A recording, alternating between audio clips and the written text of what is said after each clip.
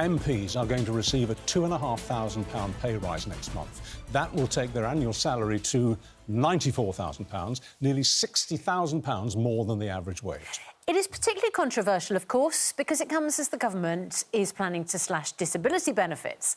And even more cuts are expected in tomorrow's spring statement by the Chancellor. So, do MPs deserve a pay rise? Broadcaster Daisy McAndrew says if you want the best MP, you're going to have to pay for it. And yes, give them more money. Columnist Owen Jones says the rise is obscene.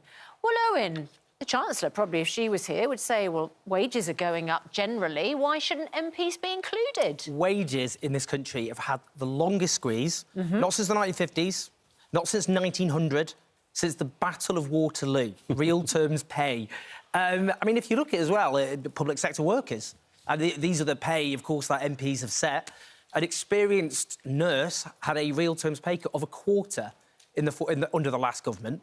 You've had a slight increase since, but not even close to reversing that. So MPs should wait until everybody else in the public sector has had a real terms pay increase before they should even consider paying themselves an extra penny. I think it's just most people would look at the fact that MPs have imposed real terms pay cuts on other people. And at the moment, as you've noted, they are imposing £5 billion worth of cuts on disabled people, people who can't dress themselves by themselves, people who can't use the toilet by themselves. MPs are now going to vote to remove support from them, whilst their pay, which, by the way, you said 95 grand, you're excluding ministers from that. A junior minister's got £125,000 a year.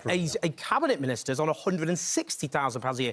That's in the top 1%, beyond the dreams of most people. Daisy, it's certainly the case, isn't it? In politics, it's very often about the timing. It's about the timing of things. And is now the right time for MPs to award themselves, because no one else can give it to them, award themselves nearly 3%? For the last 15 years, that power has been taken away from them, and it's their pay is decided by IPSA, the Independent Parliamentary Standards Authority. So it's not them awarding themselves pay rise. And I've just always thought that our calibre, particularly in the last 30, 40 years of MPs, has gone down dramatically. I suspect that's something that most of us would agree on.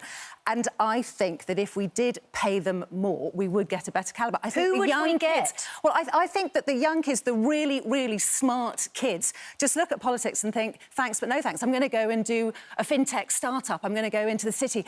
And those people that are recruiting the brightest of the bright, I just don't think will think that these are the kids that want to go into politics. I think we're getting second... But I come back to my point about timing, with cuts to the left of them, cuts to the right of them, cuts in front of them, to give...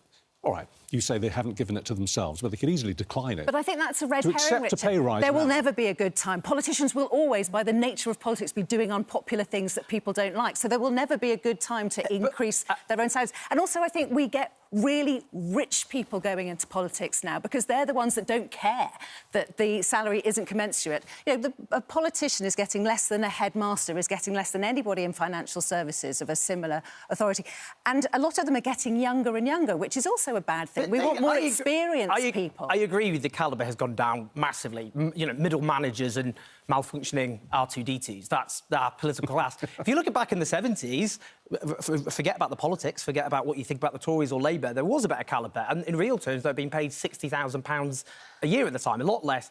I actually think the people we need more in politics aren't more city slickers and people who work in fintech. No offence to fintech people. It's people who are at the sharp end, people who know what it's like to suffer, people who know what it's like to be stuck on a social housing waiting list, people who know what it's like to go to a food bank. We don't have increasing of those people in Parliament. Look, take the NHS. Why not? Because... Good question. One of them is the weakening of the trade unions. I mean, take Nye Bevan. He founded the National Health Service. He's someone who grew up in poverty. He saw what it was like for other people to be deprived of healthcare, people who grew up with, and that inspired him to found the National Health Service. The trade unions trained people like him. They gave them the education, the training. That was weakened, and now we end up with lawyers. We do have lots of people who work in the city.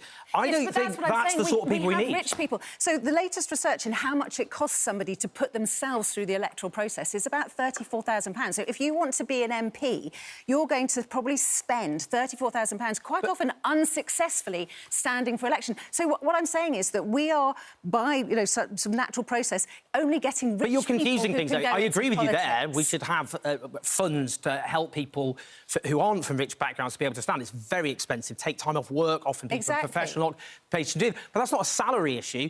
Look, if you're put off by £95,000 a year because it's not enough for you, you shouldn't be in politics. And we should keep people away from politics who think that's too little. That's a good thing. At which point, we'll hand it over to you. We asked you at home whether you thought MPs should receive a near £2,500 pay rise. 6% of you said yes. I wonder how many of them were MPs. And 94% said, Yes, no Chris way. on X said it should be more than 2.8%. I don't know if, Chris, you're an MP and you feel like it's not high enough. Thank you both.